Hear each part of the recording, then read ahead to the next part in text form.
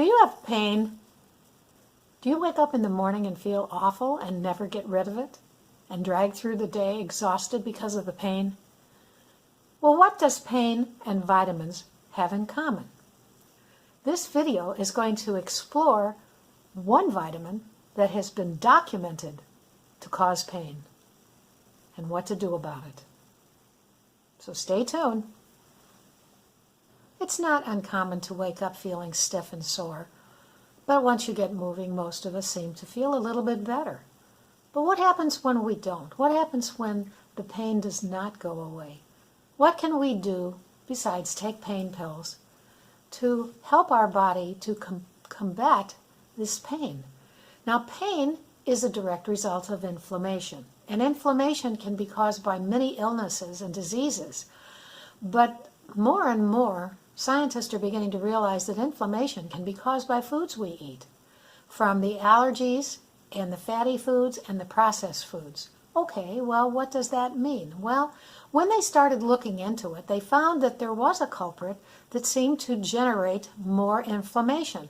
And that culprit was a particular fatty acid called the omega-6. Now, just like any other vitamin, a little is good and too much is not. And in the American or Western diet, we tend to eat a lot of different foods that produce a huge amount of omega-6. Now, in a healthy, proportionate balance with omega-3s, omega-6 are very good for the body.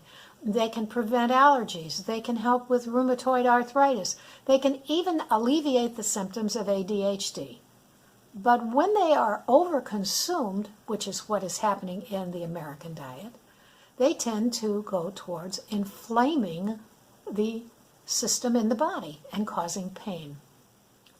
What foods have omega-6 in them? Well, that was a question that I asked recently and found, surprisingly, besides peanut butter, which I knew was a major culprit because so much of it is eaten in this country, but peanut butter in the proper ratio is a very healthy food.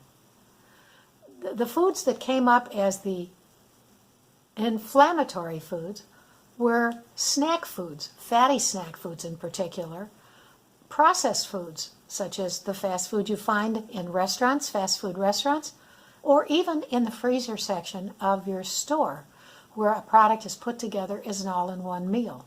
It's a fast food. All of these particular types of foods produce a tremendous amount of omega-6. Now, according to the studies, it should be a 4-to-1 balance. But the reality is that the ratio is not 4-to-1, but in fact it's 10 to 50-to-1 with the Western diet. And if you think about the way we are dieting and the tremendous amount of inflammation that we see in all of our doctors' offices, then you begin to understand why this is such an epidemic. Because in this country, everything is easy and fast. And when that happens, we open ourselves up to this type of a problem where our diet is in reverse of what it should be to make us healthy. So this little video is primarily just a small little video to help you think about that. And if you want to know a little bit more about it, look down in my description and I'll set up some links down there where you can read about it. But know this, if you are eating an abundance of fast foods, fatty deli meats, fatty meats, this is causing an abundance of omega-6 in your body. Should you want to alleviate some of that inflammation, then you need to add omega-3s and drop down on some of these fast food, processed foods that you're eating. It's easy to get omega-3s into your diet if you eat fatty fish, mackerel, sardines. Most healthy fish that come from the ocean provide a tremendous amount of omega-3.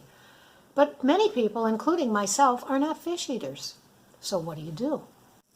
For vegetarians and vegans who don't eat fish, you can find omega-3s in walnuts, seaweed, Brussels sprouts, tofu, chia seeds, navy beans, avocados, walnuts, and canola oil. This is probably not a complete list, but this is a list if you don't eat fish. Well, I personally go into the health food store or online and I order omega-3. Now you can order fish oil, and it's called fish oil. You really need to order omega-3s because omega-3s can offset those omega-6s that are in our body and causing all of the inflammation. So the next time you feel a lot of pain, think about what you're putting in your mouth and grab some fish oil. And if you get it that's enteric coated, you should have fewer of the fishy burpy feelings. Many people say, oh, I don't want to take a fish oil, it makes me burp fishy smell. Well, look for enteric coated, and that means it goes out of the stomach and into the intestines before it dissolves. And that can prevent a lot of that burping that you might experience otherwise. Stay tuned for more videos talking about vitamins and health. I have spent about 25, 30 years of my life studying vitamins on my own and working with them for different and assorted symptoms that I have come up with and have tried to make myself a healthier person. And I would like to share some of what I've learned with you. So until next time, this is Beverly Gale with the Beverly Gale channel, telling you you can cope with everything if you do it in moderation, and I'm here to help you do that. This video, please give me a thumbs up.